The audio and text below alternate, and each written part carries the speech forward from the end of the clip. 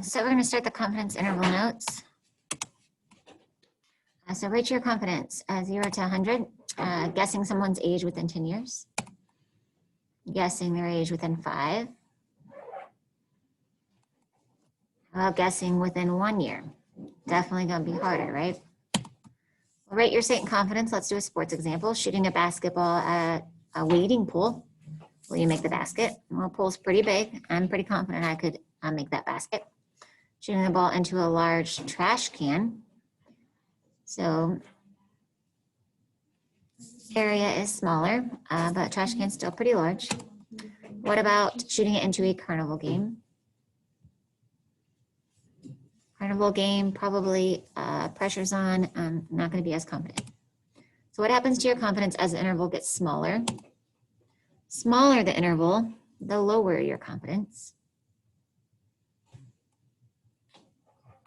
So the more room for error I have, the more confidence I have. But if I want to be more precise and have less room for error, the lower the confidence will be. So use a single statistic based on sample data to estimate a population parameter. This is the simplest approach. You can also think of point estimate as the mean, but not always very precise due to variation in sampling distribution.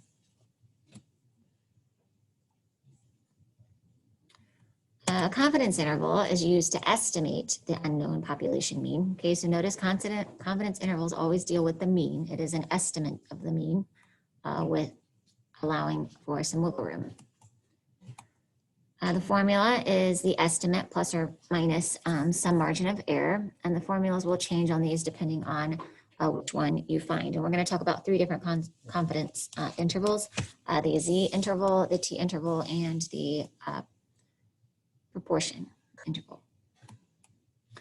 So here's a cartoon. Maybe it's funny, maybe it's not.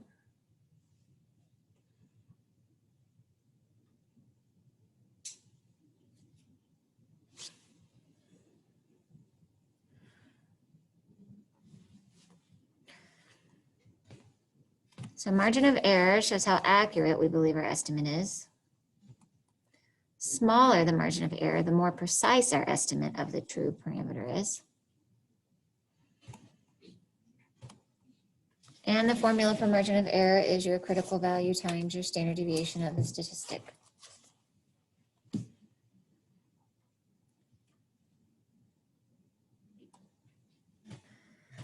So your confidence level is the success rate of the method used to construct the interval. And using this method, how we interpret a confidence interval is this sentence stem. Blank percent of the time the intervals constructed will contain the true population parameter.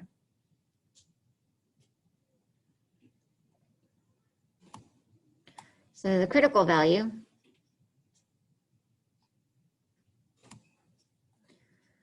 also called our Z star for our Z interval is found from the confidence level. The upper Z score with probability P lying to its right under the standard normal curve. And we have 3 different confidence levels. We have 90%, which has a 10% margin of error, right? If we split that between the 2 tails, you only have a 5% error on the right-hand side. That gives us a Z statistic of 1.645. 95% confidence would have a 5% margin of error split between the 2 tails would be 0.025. Again, your critical value is going to be 1.96. And for 99% confidence, we have 1%. Error split between the 2 tails is 0.005 with a critical value of 2.576. So these can be found on the Z table. Of course, you have to remember that your tails, the margin of error is split into 2 between the tails. Okay, but you're going to be using confidence intervals a lot, so I would memorize these confidence level critical values. 90%, 1.645, 95, 1.96, 99, 2.576.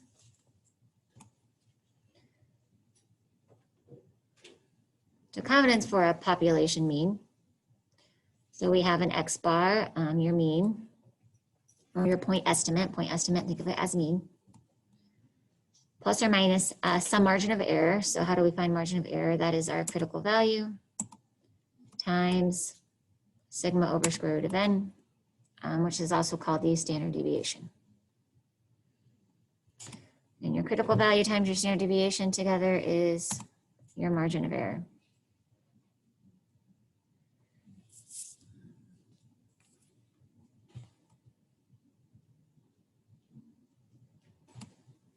So what does it mean to be 95% confident? No, it does not mean you have a chance that the mean contains the interval. No, it does not mean that the probability of the interval contains that. It means that the method used to construct the interval will produce intervals that contain 95% of the time, the mean 95% of the time.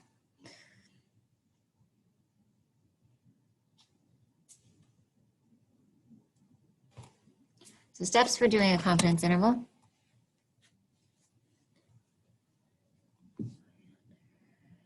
So start with assumptions, okay? We need to first have an SRS. It needs to be random, stated random, or nothing to assume otherwise.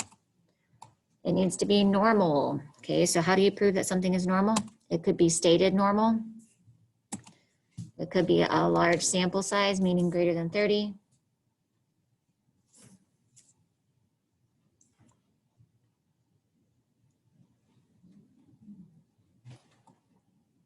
For a population proportion, you can check your NP greater than 10 and N1 minus P greater than 10. Or you can graph the data using graphing calculator and make a box plot. So a symmetrical box plot can also prove normality if you actually have all the data set points. And sigma is known. Sigma is known.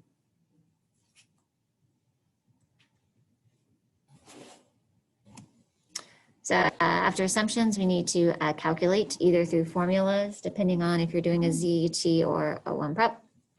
Also, you can show your work using the calculator. So your critical value, again, for 99 is 2.576, 95, 1.96, 90%, 1.645. If you are showing work by hand, if you're using calculator, calculator already has those programmed in. And lastly, you can write a statement about the interval in the context of the problem. And I will give you that sentence stem next.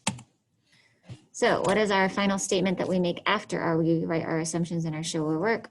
We are blank % confident that the true mean of whatever object we're talking about lies within the interval blank and blank.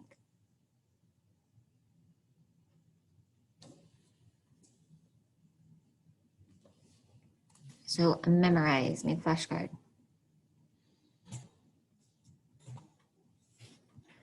So let's look at an example. A test for the level of potassium in the blood is not perfectly precise. Suppose that the repeated measurements for the same person on different days vary normally with a standard deviation of 0.2. A random sample of 3 has a mean of 3.2. What is a 90% confidence interval for the mean potassium level?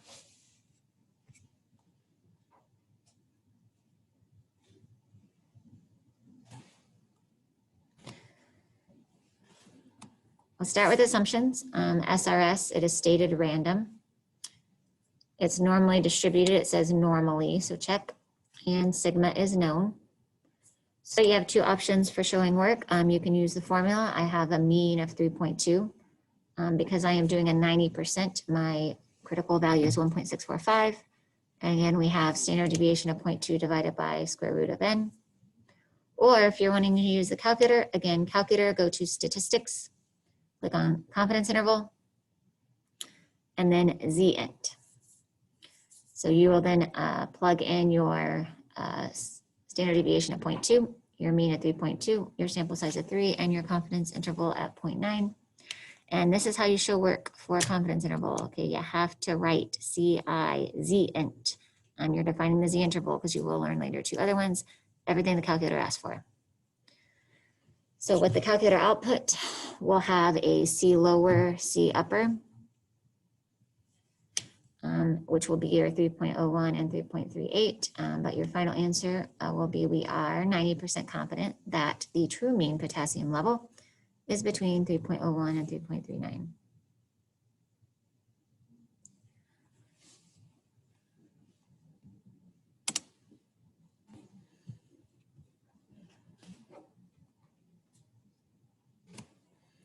So what if we're looking for 95% confidence interval? Again, same assumptions, still need to write them out. Again, you can use formula, change your critical value to 1.96, or we can use the calculator, CIZINT, 0.2, 3.2, n equal 3, and 0.95. Again, final conclusion statement from your calculator output, CI lower and CI upper. We are 95% confident that the true mean potassium level is between 2.97 and 3.43.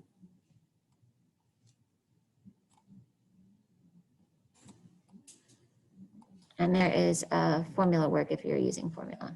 But again, final answer are not just the numbers, you need to actually translate it into sentence.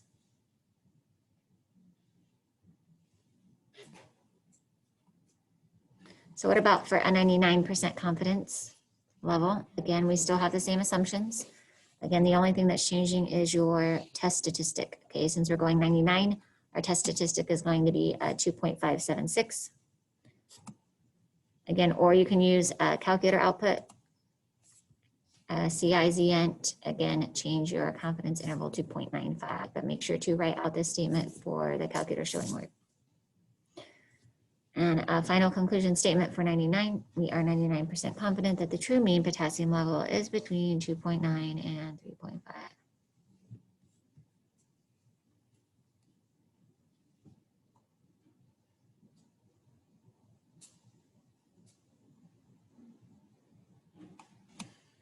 So what happens to the interval as the confidence level increases? The interval gets wider as the confidence level increases. Because in order to be more confident, I have to have lots of wiggle room, okay? So more margin of error. So how can you make the margin of error smaller? We can make the test statistic smaller, i.e. a lower confidence level. We can make sigma smaller, i.e. less variation, standard deviation smaller.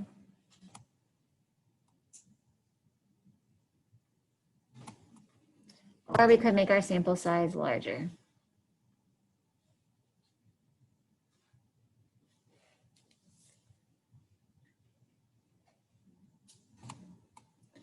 So you can cut the margin of error in half, n must be 4 times as big. Again, you're taking your standard deviation over square root of n, so 1 over square root of 4 would be a half.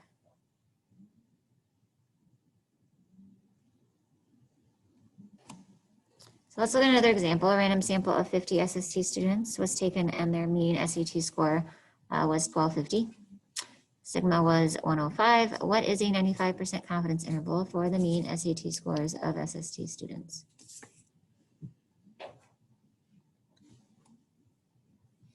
So if you're using calculator, start with assumptions. It says SRS, it's given. It's approximately normal because I have a large sample size, more than 30. I have 50. And sigma is known, so I can go on ahead and use my z interval. Again, z interval means you're using the z table.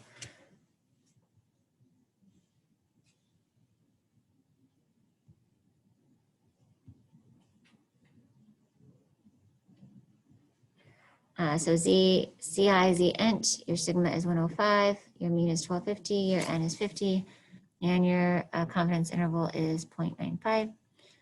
So conclusion statement, we are 95% confident that the true mean SAT score for SST students is between 1220 and 1279.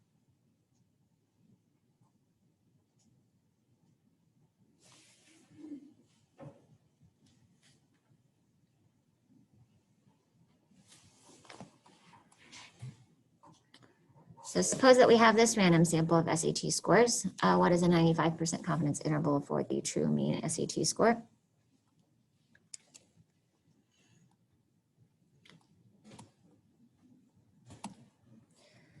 So here again, you need to start with assumptions. It states random. It is normal because you actually need to take your graphing calculator and make a box plot of the data here. So to make a box plot, go to first enter all your data and list in spreadsheets. Go to menu, data, quick graph. Make sure that one of the data points is highlighted. Otherwise, this quick graph won't pop up. Menu, plot type, and then if it's not already on box plot, change it to a box plot. So notice the box plot here, we have a pretty symmetrical, okay, as long as it's approximately symmetrical, we can say normal check.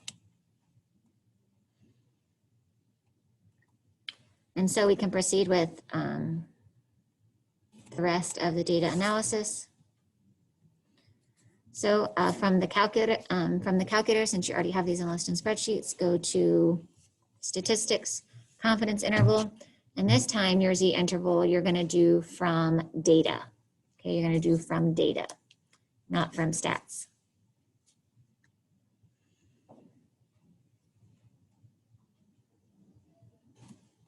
So our conclusion statement would be, we are 95% confident that the true mean SAT score for SST students is between 1,115.1 and 1,270.6.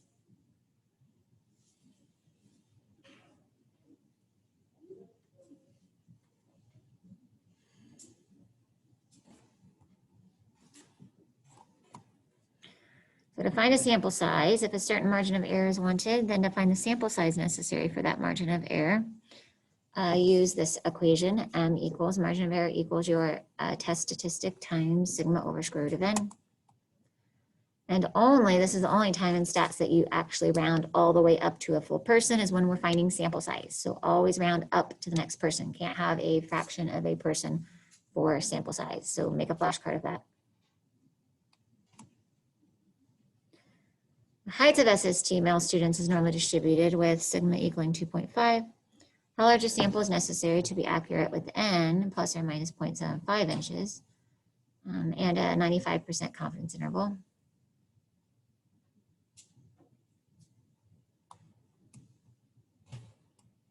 So start with our formula, margin of error. Again, we're finding 95% confidence, so our test statistic will be 1.96.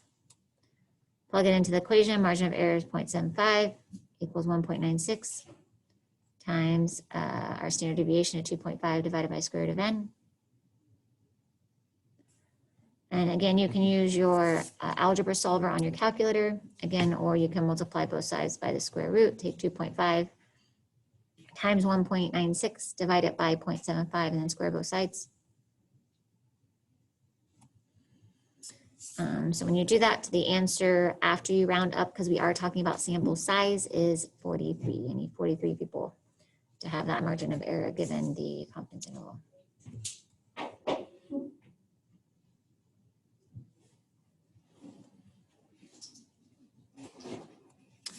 And that is confidence intervals part 1.